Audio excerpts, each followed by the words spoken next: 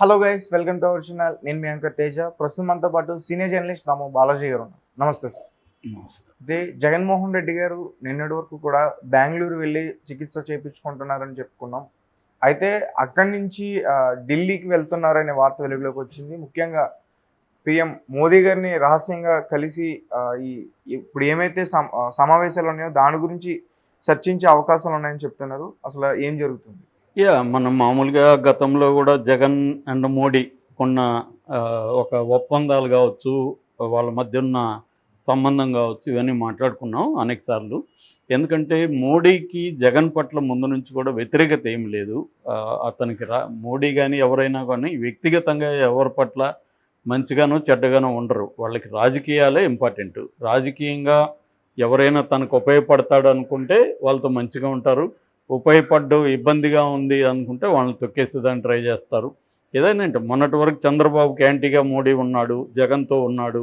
కానీ చంద్రబాబు అవసరం వాళ్ళకి ఏర్పడగానే మళ్ళీ చంద్రబాబుతో కలిశాడు. అంతకుముందు చంద్రబాబును అవినీతి పరుడని, పోలవరం ఏటీఎంగా వాడుతున్నాడని, మామకు వెన్నుపోటు పొడిచాడని ఇవన్నీ మోడీనే మాట్లాడాడు. అట్లాగే ఇతను కూడా మోడీని గురించి భారీ కూడా లేదు మోడీకి అని పర్సనల్ లెవెల్లో కూడా చంద్రబాబు మోడీని అటాక్ చేశాడు.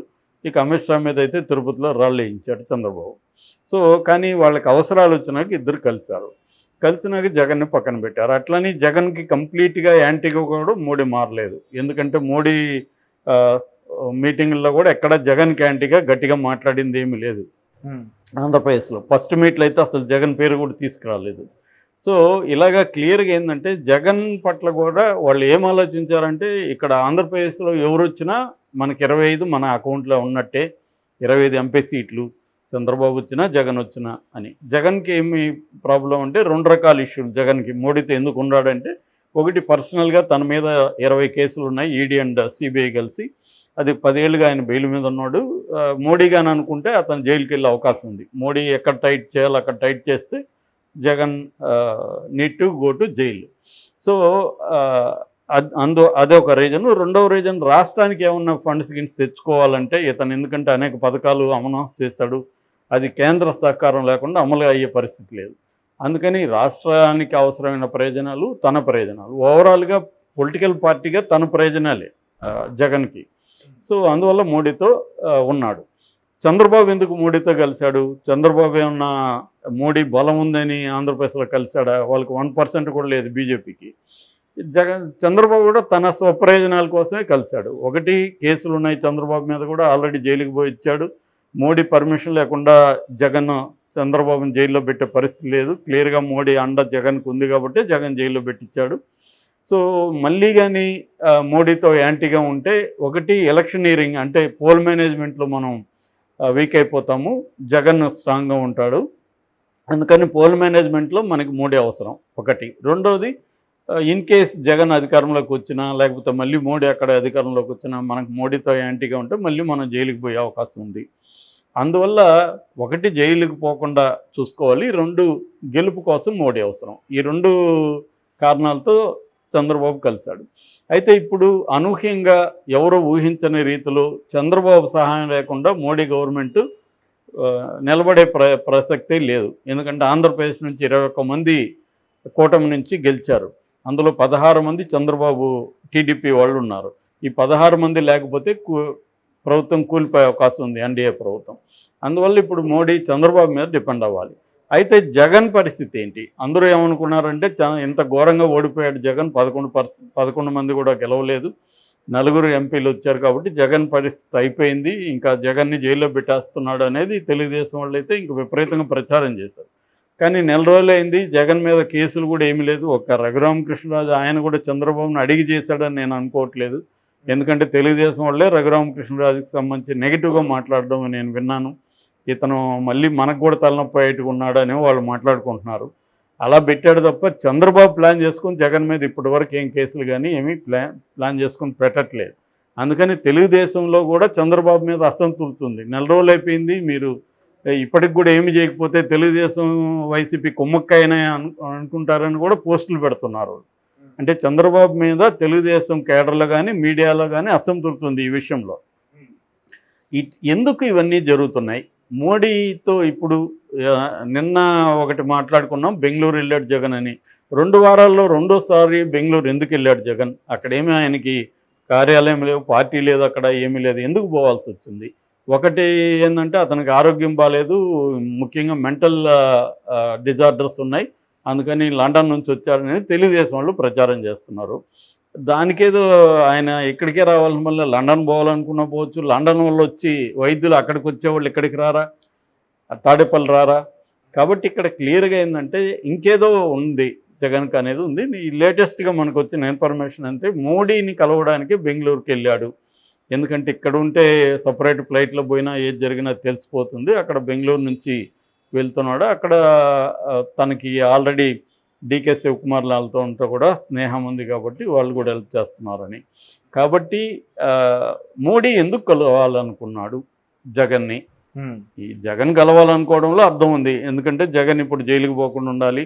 ఒకటి కానీ మోడీ కానీ జగన్ పట్ల సీరియస్గా కానీ ఉంటే, ఆ కేసులు కానీ ముందుకెళ్తే, జగన్ కన్విక్షన్ పడితే జగన్ పొలిటికల్ లైఫ్ అంతమైపోతుంది కన్విక్షన్ పడితే. కాబట్టి అది పడకూడదు, అది ఇంపార్టెంట్ జగన్కి. రెండవది, చంద్రబాబు తన మీద దూకుడుగా వచ్చి తన జైల్లో పెట్టకుండా కూడా మోడీ అడ్డుకోవాలి. ఈ 2 పర్పస్లు జగన్కి అవసరం ఉంది. ఎందుకంటే ఈ 5 ఏళ్ళు తను గట్టిగా సర్వైవ్ అయితే మళ్ళీ అధికారంలోకి వచ్చే అవకాశం ఉంది. ఎందుకంటే 40% ఓట్లు అతనికి వచ్చాయి కాబట్టి 40% ఓటర్లు ఉండడం అనేది మాటలు కాదు ఇవాళ ఉన్న పరిస్థితిలో. కాబట్టి మళ్ళీ అధికారంలోకి రావడం అసంభవం అయితే కాదు, అసాధ్యమైతే కాదు. కాబట్టి సర్వైవ్ అయి ఉండాలి, తన శక్తులనంతా ఇంటాక్ట్గా పెట్టుకోవాలి. ఇది జగన్కు ఉన్న ప్రయోజనం. అందుకని జగన్ అంటే అర్థం చేసుకున్నాం మోడీ ఎందుకు కలుస్తున్నాడు అనుకున్నప్పుడు రాజ్యసభ ఫస్ట్ మనం చూడాలి. రాజ్యసభలో మామూలుగా 245 మంది ఉంటారు, అందులో 20 ఖాళీలు ఏర్పడ్డాయి. ఇప్పుడు అందువల్ల మ్యాజిక్ ఫిగర్ ఏంటంటే 113 ఉండాలి. ఏ బిల్లు పెట్టాలన్నా మినిమం 113 మంది ఆ బిల్లుకి సపోర్ట్ చేస్తేనే బిల్లు పాస్ అవుతుంది. కానీ ఎన్డీఏ కూటమి పరిస్థితి ఏంటి? ఎన్డీఏకి 101 మంది మాత్రమే ఉన్నారు. అంటే 12 మంది రావాలి. ఎందుకంటే రీసెంట్గా 4 వాళ్ళ టైం అయిపోయింది, రిజైన్ చేశారు. అందువల్ల ఎన్డీఏ కూటమికి తగ్గిపోయింది. సో ఇంకా 12 మంది కావాలి. ఇక ఇండియా కూటమికి వచ్చేసరికి 87 మంది ఇండియా కూటమికి రాజ్యసభ సభ్యులు ఉన్నారు. అందులో కాంగ్రెస్కి 26, తృణమూలకి 13, ఆపుకి 10, డిఎంకేకి 10 ఉంది. అది కాకుండా ఇటు ఇండియా కూటమికి ఇటు ఎన్డీఏ కూటమికి చెందని పార్టీలు బీఆర్ఎస్కి 4 ఉన్నాయి. బీఆర్ఎస్ వాళ్ళు కూడా 4 మేము ఇస్తాము, మా కవితను బయటికి పోదాం అని ఒక బార్గెనింగ్ అక్కడ జరుగుతుంది. అది కూడా త్వరలో నాకు కొలికి రావచ్చు. ఏఐడిఎంకే వాళ్ళు ఎవరితోనూ లేరు, వాళ్ళకి 4 ఉన్నాయి. వైసీపీ 11 ఉన్నాయి.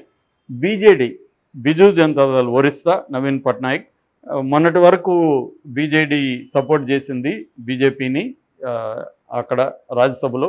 కానీ మొన్న వాళ్ళు అసెంబ్లీలో విడిపోయి పోటీ చేశారు. కాబట్టి బీజేడీ మొన్న ప్రకటించింది మేము ఇంకా సపోర్ట్ చేయము అని. సో వాళ్ళకి 9 మంది ఉన్నారు. సో మొత్తంగా చూస్తే ఒకవేళ బీఆర్ఎస్లో 4 వచ్చినా ఇంకా 8 మంది వాళ్ళకి అవసరం అవుతారు. అందుకని జగన్కి 11 ఉన్నాయి కాబట్టి ఈ 11 లేకపోతే బిల్లులు పాస్ అయ్యే పరిస్థితి లేదు. సో ఏ బిల్లు పాస్ అవ్వాలన్నా మోడీకి జగన్ అవసరం ఉంది. అయితే త్వరలోనే 20 ఖాళీలు ఉన్నాయని చెప్పాను కదా, 20 ఖాళీలకు సంబంధించి ఎలక్షన్లు కూడా ఉన్నాయి. అందులో అస్సాం, బీహార్లో 2 ఉన్నాయి. హర్యానా, రాజస్థాన్, ఎంపీ, తెలంగాణ, త్రిపుర వీటిలో ఒక్కొక్క స్థానం ఉంది. 20లో ఒక 9 వరకు బీజేపీ గెలుచుకునే పరిస్థితి ఉందని చెప్తున్నారు. ఏదేమైనా వాళ్ళకి మంచి మెజార్టీ అయితే లేదు. బిల్లులు పాస్ అవ్వాలంటే జగన్ అవసరం ఖచ్చితంగా ఉంది. సో అందుకని మోడీ జగన్తో డీలింగ్స్ చేయాల్సిన అవసరం ఉంది. రెండోది, ఇది షార్ట్ టర్మ్ ప్లాన్. లాంగ్ టర్మ్లో సౌత్ ఇండియాలో కానీ ఆంధ్రప్రదేశ్లో ముఖ్యంగా బీజేపీ సొంతంగా బలపడాలన్న ఒక స్కీమ్ అయితే ఉంది.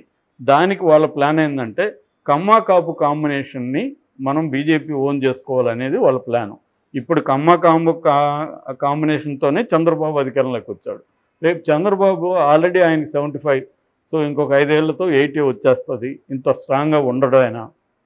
కాబట్టి ఇంకా లోకేష్ ఇప్పటికీ నాయకుడిగా ఇండిపెండెంట్గా ఎదగలేదు. కాబట్టి కమ్మా కాపు కాంబినేషన్ కానీ మనం సెట్ చేసుకోగలిగితే, ఎట్లాగూ పవన్ కళ్యాణ్ బీజేపీ కంట్రోల్లోనే ఉంటాడు. ఇంకా కావాల్సిన వాళ్ళకి ఖమ్మాలో ఆల్రెడీ పురంధరేశ్వరి ఉంది, ఎన్టీఆర్ కూతురు, జూనియర్ ఎన్టీఆర్ని కూడా రంగంలోకి దింపే అవకాశం ఉంది. ఇది లాంగ్ టర్మ్ ప్లాన్ బీజేపీకి. సో ఈ ప్లాన్లో తెలుగుదేశాన్ని తొక్కేయడమే వాళ్ళకి కావాల్సింది. అందుకని జగన్ అనే ఒక వ్యక్తి వాళ్ళకి కావాలి, ఒక ఫోర్స్ వాళ్ళకి ఉండాలి అలాగా. ఇది వాళ్ళ స్ట్రాటజీ లాంగ్ టర్మ్లో. షార్ట్ టర్మ్లో ఏమో ఇమ్మీడియట్గా రాజ్యసభ. అట్లాగే రేపు పొద్దున ఏ నితీష్ బయటకు వెళ్ళినా కూడా గవర్నమెంట్ పడిపోకుండా ఉండాలంటే జగన్కి కూడా 4 ఉన్నారు కాబట్టి లోక్సభలో, అది కూడా ఇంపార్టెంటే. సో అందుకని వాళ్ళు నిన్న మనం విజయసాయిరెడ్డి ప్రెస్ మీట్లో కూడా కాన్ఫిడెన్స్ చూసాం మనం. మళ్ళీ మేము అధికారంలోకి వస్తాం, మధ్యంతర ఎన్నికలు వచ్చినా కూడా మేము వస్తాను. మధ్యంతర ఎన్నికలు పదం ఎందుకు వాడాల్సి వచ్చింది అంటే ఏదైనా జరగచ్చు మళ్ళీ అన్న ఒక ఇది కనిపిస్తూ ఉంది. కాబట్టి మోడీకి జగన్ అవసరం ఉంది, జగన్కి మోడీ అవసరం ఉంది. కాబట్టి వీళ్ళిద్దరు నిన్న కలిసారో లేదో మనకు తెలియదు, కానీ ఖచ్చితంగా కలిసినా కలవకపోయినా మాత్రం వీళ్ళ మైత్రి అయితే కొనసాగుతుంది. దానివల్ల జగన్ ప్రజెంట్ అయితే సేఫ్. ఆ కేసుల నుంచి ఇటు పాత కేసుల నుంచి ఇటు చంద్రబాబు నుంచి ప్రజెంట్ అయితే సేఫ్. అందుకనే చంద్రబాబు దూకుడుగా ముందుకెళ్ళట్లేదు. ఈ తెలుగుదేశం వల్ల అసంతృప్తికి కూడా అదే కారణం. Okay sir, thank you so much.